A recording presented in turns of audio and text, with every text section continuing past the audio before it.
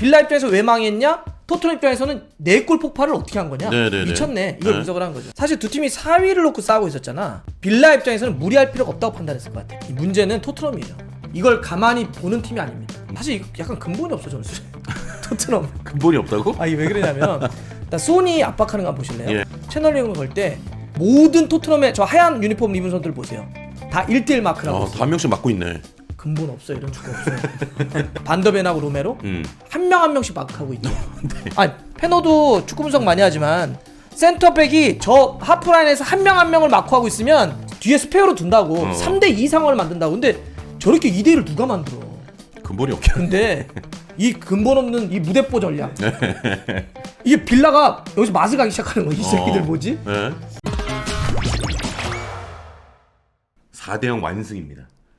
4대0 완승. 네. 예, 이러면서 이제 4위 싸움에 유리한 고지를 좀 밟았는데 어떻게 봤어요 이 경기? 그냥 피터가 일단 뭐 한번 저 석고대죄해야 되는 거 아니야? 토트넘이 절대 못 이길 거라고 빌라오에서. 뭐야 4대0이 됐는데. 절대 이길 수 없다. 일단은 그 전에 형이 그 아스톤빌라 유니폼을 입어줘서 너무 감사했습니다. 그거 저희 구독자께서 보내주셨어요. 그래. 예. 그래서 꼭 좀 입어달라고요. 네네. 다음번 상대는 풀럼입니다. 이렇게 말씀드리는 건 풀럼 유니폼도 보내주십시오. 네. 어떻게 보셨습니까, 페노?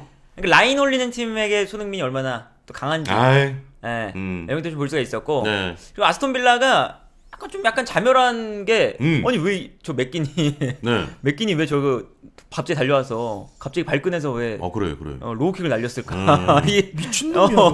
이 의문과 덕분해가지고. 아니 갑자기 왜? 그러니까. 아니 물론 경기가 안 풀린 건 알겠어요. 그리고 이제 주중 경기가 있었기 때문에 중요한 경기죠. 아마 저 아스톤 빌라가 약간 뭐 100% 아니었겠죠. 예. 자기들도. 그러니까 약간 이제 두 골 먹히고 화가 나고 약 오르고 야, 이런 거는 알겠는데 저 중요한 경기에서 왜 발끝질을 할까? 그러면 안 되지. 급발진해가지고.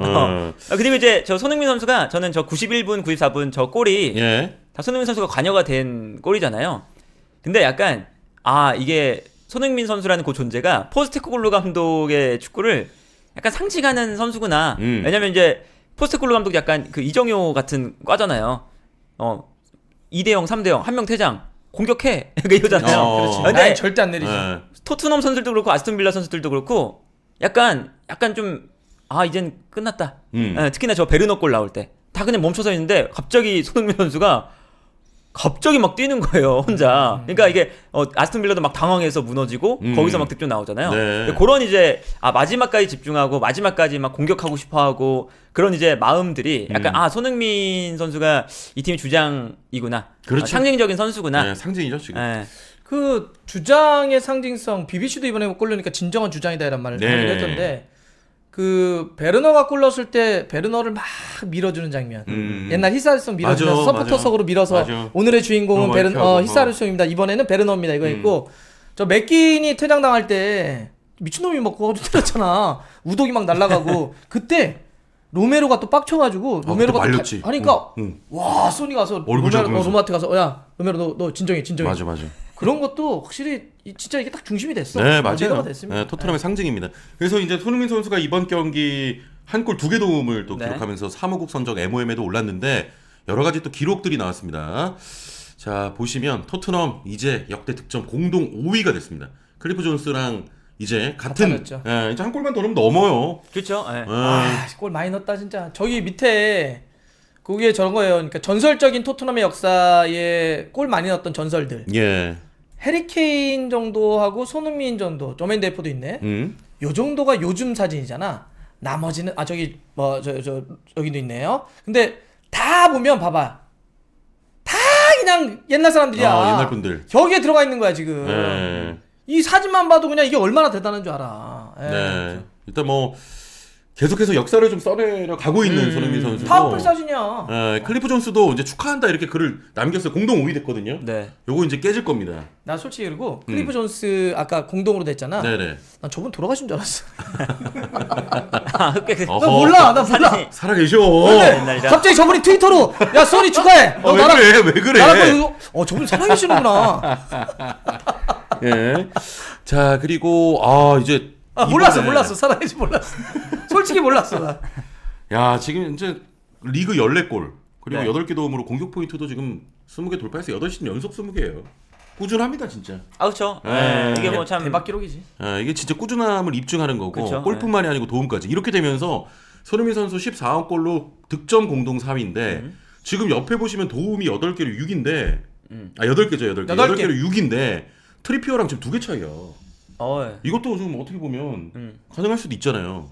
뭐 도움 왕도. 크로스, 네. 와킨스 3명이 10개니까 어쨌든 1위권하고 좀 2개 차이잖아요.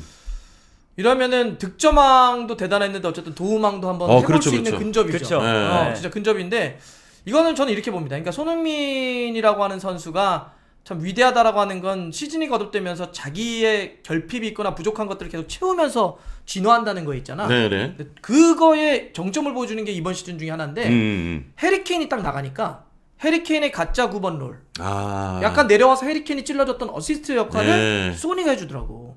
그게 지난번 페리스 경기 때 베르너에게 연결시켜준 거. 그런 건 진짜 기가 막히잖아. 네. 그런 거 보면서 소니가 진짜 이번에는 뭔가 진짜 대박이던데. 저 도움왕까지도 한번 해보는 거 아니야? 물론 득점왕도 8골이니까 예전에 그 득점왕 할 때 후반기에 살라 막 몰아칠 때 그때면 가능하긴 해요. 근데 뭐 일단 약간 차이는 있지만 그리고 또 하나 이제 텐텐이 되면 이것도 의미가 있죠. 예. 골도 10골 넘고 도움도 10개 넣는 걸 텐텐이라고 하는데 그동안 프리미어리그에서 손흥민이 텐텐한 건 2시즌 있습니다. 근데 이번에 하면 3시즌째가 되는 거예요. 그리고 아까 앞에 기록 한 번만 다시 보여주시겠습니까? 그러니까 이게 지금 한번 보실래요? 지금 8시즌 연속 20개의 공격 포인트잖아. 네. 이게 사실 이게 대단하잖아.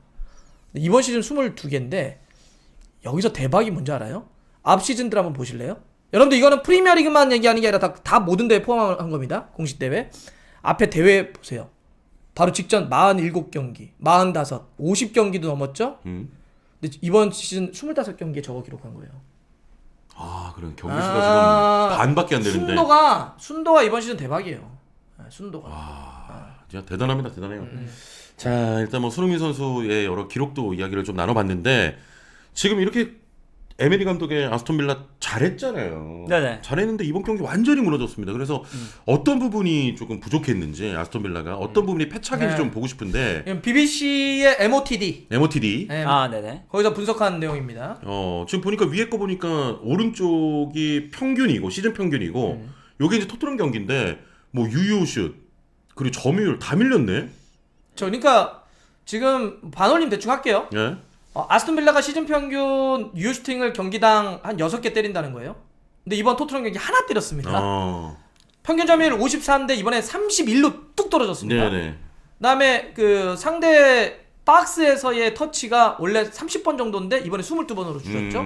패스 반토막 났습니다. 그러네. 파이널 서드 토트넘 상대 골문 쪽에서의 패스도 이것도 반토막 났죠.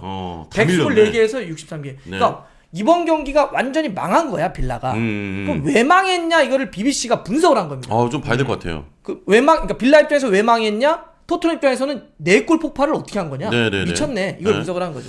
어제 좀 전체적으로 보니까 아스톤 빌라가 약간은 좀 내려앉은 것 같고 토트넘 압박이 굉장히 거셌던 것 같아요.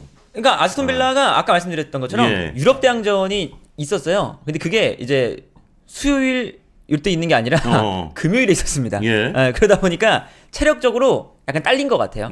일단 체력적으로 좀 딸렸고 그러다 보니까 근데 심지어 부상자도 좀 있거든요. 중원 라인에 특히나 카마라 그리고 이제 누구야 제이콥 램지 미드필더가 다 좀 부상이기도 하고 그래서 미드필더를 원래 4명 두잖아요. 중앙 미드필더를 이 4명을 다 채울 수가 없는 상황이기도 했어요. 그러다 보니까 여러 가지를 좀 생각해 보다가 자니올로가 나와서 그렇게 잘 못하고 여러 선수를 생각해 보다가 그냥 5백을 한번 해서 조금 내려앉았다가 후반전에 좀 승부를 보겠다. 이 형태였던 거죠. 그래서 뭐 전반전에는 사실 뭐 서로 좀 비슷했잖아요. 사실. 근데 후반전에 이제 아스톤 빌라가 후반전에는 약간 승부 걸어야지 하면서 올라올 때 그 순간 뒷공간이 계속 무너졌던 거죠. 그래서 아스톤 빌라가 어제 좀 체력적인 문제를 좀 극복하기 위해서 가지고 나왔던 이제 좀 경기에 이제 중요도를 이제 후반전에 좀 뒀는데 전반전에 조금 수비하다가 후반전에 이제 집중할 때 손흥민의 뒷공간 이런 것들이 좀 문제가 되지 않았나. 그러니까 저기 보면 원래 4-4-2 대형으로 해가지고 미드필더 4명 놓고 상당히 압박을 잘했던 팀이거든요. 압박 강도나 전진 형태가 사실 토트넘보다 더 세기도 했던 팀이에요. 이날은 5백 쓰면서 5-3-2로 완전히 내려버렸거든요. 그러니까 아까 체력 문제가 있었을 거예요. 또 하나는 사실 두 팀이 4위를 놓고 싸우고 있었잖아.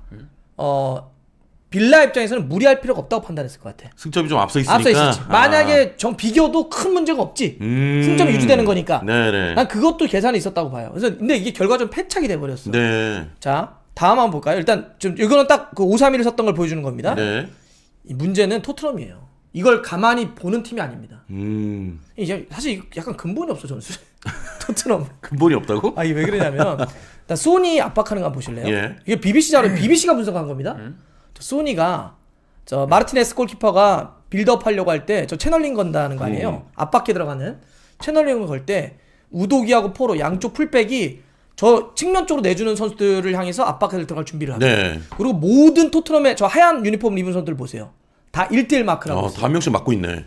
근본 없어요. 이런 축구 없어요. 자, 이 축구의 가장 근본 없는 건 뭔지 알아요? 저 센터백 2명 볼래요? 반더벤하고 로메로 한 명 한 명씩 마크하고 있죠. 네. 아니, 페노도 축구 분석 많이 하지만 센터백이 저 하프라인에서 한 명 한 명을 마크하고 있으면 위험하지. 감독이 뛰쳐나와서 야! 한 명 내려와! 위험하지 저거는. 당연히 상대 공격보다 한 명을 더 늘려놔야지. 상대가 투톱이 올라와 있으면 한 명 한 명은 맞고 한 명은 이 혹시 네네. 빠지면 잡을 네, 거 그렇죠. 뒤에 스페어로 둔다고 3대2 상황을 만든다고. 근데 저렇게 2대1을 누가 만들어? 근본이 없게. 근데 이 근본 없는 이 무대뽀 전략. 이게 빌라가 여기서 맛을 가기 시작하는 거야. 이 새끼들 뭐지? 네. 사실 난 그래서 이거 보면서 그 반더벤 걱정되더라고. 왜냐하면 저렇게 1대1 마크를 하니까 어쨌든 쟤도 막 와킨스 뛰잖아. 빵 지금 뛰어. 근데 반더벤이 진짜 미쳤잖아. 다치기 전까지. 그렇죠, 그렇죠. 근데 여기서 스프린트를 너무 거는 거야. 완전히 쟤는 하프라인을 밟고 있으니까 공격수가 손흥민이 뛰어들어간 것처럼 수비할 때 자꾸 뛰어들어가. 나 그래서 자식 근육 터지겠다 이런 얘기 했거든. 근데 결국은 그러니까 나가지. 그러니 맛이 갔지. 네. 그러니까 사실 왜 이런 축구를 계속하지? 이런 건데 여하튼 이 축구가 빌라를 맛이 가게 만든 거예요. 다음 장면 한번 볼래요? 일단 이렇게 압박을 한 건데 또 골 때린 거. 자, 이 압박을 할 때 저 오늘 백스리 그러니까 5백이었잖아요. 네. 빌라가 저 센터백 3명을 소니, 브래넌 존슨, 클룹세스키가 3대3을 만들어 버립니다. 아까 뭐라 그랬어요? 동수면 그죠. 공격 유리하죠. 네. 근데 밑에서 파페사로 또 들어가요. 근본이 없어요. 무조건 공격수가 더 많아지려고 그래. 수적 우위로 두는구나. 그러니까 빌라는 라인을 내렸는데 토트넘이 말도 안 되게 3명 4명이 앞에서 전진 압박을 해버리니까 여기서 휘청거립니다. 그래서 아래 장면이 뭐냐면 저기서 또 파페사르가 압박 들어가요. 저 볼 잡은 빌라 선수에게. 그러니까 저 볼이 끊깁니다. 저 선수가 역주행을 시작해요. 그러니까 역주행에서 뺏은 볼을 클롭세스키가 뺏어서 손흥민에게 주고 손흥민이 들어가는 브랜든 존스에게 들어가서 골 들어갔던 장면이 저거예요. 이거를 BBC가 분석한 거예요. 이런 압박을 미친 듯이 손흥민을 중심으로 해서 토트넘이 하더라. 네네. 여기서 빌라가 맛이 갔다 이런 겁니다. 네, 빌라가 내려앉았는데 저렇게 압박을 가하고 공격 쪽에 좀 수적 우위를 두려고 하다 보니까 그게 좀 적중을 한 것 같습니다. 토트넘은. 네, 그리고 좀 뭐 아스톤 빌라의 빌드업 패턴을 공부를 잘 해왔어요. 예. 아스톤 빌라가 어떤 스타일이냐면 그 에메리 감독이 볼을 정면을 걸 되게 좋아해요. 그래서 이제 보통 저 풀백이라던가 센터백이 볼 잡았을 때 안쪽으로 좀 끌고 들어옵니다. 네. 일부러. 그러니까 미드필더도 많고 하니까 그래서 특히나 저 뭐 캐시라던가 이런 선수들 볼 잡으면 보통 풀백이 잡으면 사이드 라인으로 그냥 밀어주잖아요. 네네. 그렇게 안 하고 사이드 라인이 아니라 중앙적으로 막 볼을 몰고 들어와요. 근데 거기서 이제 볼을 계속 뺏겨왔거든요. 그러니까 그것도 아마 토트넘이 이제 아스톤 빌라의 좀 빌드업 작업, 약간 좀 중앙적으로 볼을 좀 과감하게 끌고 들어와서 빌드업을 한다. 네. 이 패턴을 조금 예상을 하고 있었던 것 같아요. 좀 확실히 분석을 하고 해서 좀 들고 나온 것 같고 선수 좀 잘한 선수를 좀 봐야 될 것 같은데 비카리오 한번 볼까요? 근데 일단, 이것도 네. 약간 근본 없음이 있습니다. 나 깜짝 놀랐어. 깜짝 말씀드릴게요. 일단 이번 경기에서 빌라 경기에서 골키퍼 비카리오가 뭐 당연히 엄청난 선방도 잘했어요. 그렇죠. 선방도 잘했는데 빌드업의 패스의 숫자를 얘기해 준 건데 패스 성공률이 100%입니다. 100%. 한 번도 패스 미스를 하지 않았어요. 네. 자, 그건 그만큼 비카리오가 잘했다. 오케이. 개인이 잘했다. 오케이. 근데 여러분 저게 지금 모든 패스에 성공을 했던 이게 실패가 없으니까 저 빨간 게 다 저렇게 해서 성공을 했다는 건데 네. 저 화살표가 시작되는 위치가 비카리오가 패스를 했던 그 위치를 보여주는 거예요. 그렇죠. 저 앞쪽에 있는 화살표 맨 앞에 보실래요? 저기서 패스한 거야? 저기서 패스한 거예요. 저 하프라인 근처까지 올라와서 저 얘기는 뭐냐면 그랬잖아. 반더벤하고 로메로가 하프라인을 밟고 수비하다 보니까 로메로는 그 뒤에까지 올라옵니다. 거의 수비형 미드필더 위치에 올라와서 거기서 빌드업을 하고 있어요. 진짜 많이 올라오네. 근본이 없습니다. 골키퍼가 저기까지 올라와서 예. 계속 빌드업을 해줬다는 얘기예요. 이만큼 진짜 토트넘은 미친 높은 진짜, 위치에서의 예. 계속 플레이를 했다는 거고 그만큼 빌라는 올라오지 못한 상태에서 물러났기 때문에 이거 이제 무너졌다는 거죠. 네. 뭐 제가 이제 근본 없다는 얘기를 했지만 이제 그만큼 그 표현은 어마어마하게 사실 이건 리스크가 너무 크기 때문에 네네. 이런 선택을 잘 안 해요. 그러니까 그 상어형 상어형이 무슨 얘기 했냐면 자기는 토트넘 경기 보면서 이런 생각을 한대. 왜 이런 축구도 선택할 수 있다는 상상을 안 해봤지 이런 얘기를 하더라고. 그러니까 저 정도 센터백을 누가 2명을 올리냐고. 근데 이런 축구를 할 수도 있구나라는 걸 보여주는 게 포스테코글로 감독의 상상력이고 실행력이에요. 네네. 그러니까 비카리오를 저 위치까지도 올려서 이 축구를 하잖아. 그래서 빌라를 갖고 4대 0을 만드는 그 팀을 하고 있거든요. 참 그런 면에서는 대단하다. 대단하죠. 네, 항상 그 대단하다. 이상입니다. 네. 자, 이런 가운데 토트넘이 좀 우려할 부분이 있습니다. 아까도 말씀드렸습니다만 반더벤은 이제 부상인데 네. 그래도 이제 나와 있는 거 보면 그렇게 큰 부상은 좀 아닌 것 같고 오늘 내일 뭔가 좀 결과를 봐야 될 것 같다 이런 얘기거든요. 부상당하면 좀 크잖아 타격이. 그렇죠. 네. 그래서 뭐 포스테코글로 감독이 인터뷰한 게 이제 아직 모르지만 심각한 건 아닌 것 같다. 예. 그래서 아마 예방 차원이거나 아니면 그 햄스트링 부상이 이강인 선수가 이제 햄스트링 부상 초반에 다녔잖아요. 네네네. 그게 이제 약한 햄스트링 부상이라서 한 3주 4주 걸렸다. 뭐 이 정도 나왔었잖아요. 아마 그 정도가 되지 않을까. 네. 그러니까 뭐 다음 주 경기는 못 나와도 국대 A매치 기간 끝나고 나서의 아하. 경기는 복귀할 수 있을 정도? 네. 그 정도 아닐까? 예, 근데 이제 어쨌든 저 포스테코글로 감독의 축구가 다음 시즌엔 수정이 돼야 되는 건 확실해요. 선수가 더 하해치거나 반더벤만 믿을 수는 없으니까. 그렇죠, 그렇죠. 그래서 이게 이번 시즌은 그 리그만 하니까 그래도 반더벤으로 좀 버틸 수가 있는데 네. 다음 시즌은 이제 어쨌든 경기 수가 늘어날 거잖아요. 달리지. 그러다 보니까 이것도 좀 수정이 좀 필요하다. 네. 네. 뭐 드라구신의 역할이 중요하겠지 뭐. 근데 드라구신이 그냥 준수하긴 하더라고요. 왜? 네. 왜? 언니! 어제 언니 될 뻔해가지고 알겠습니다.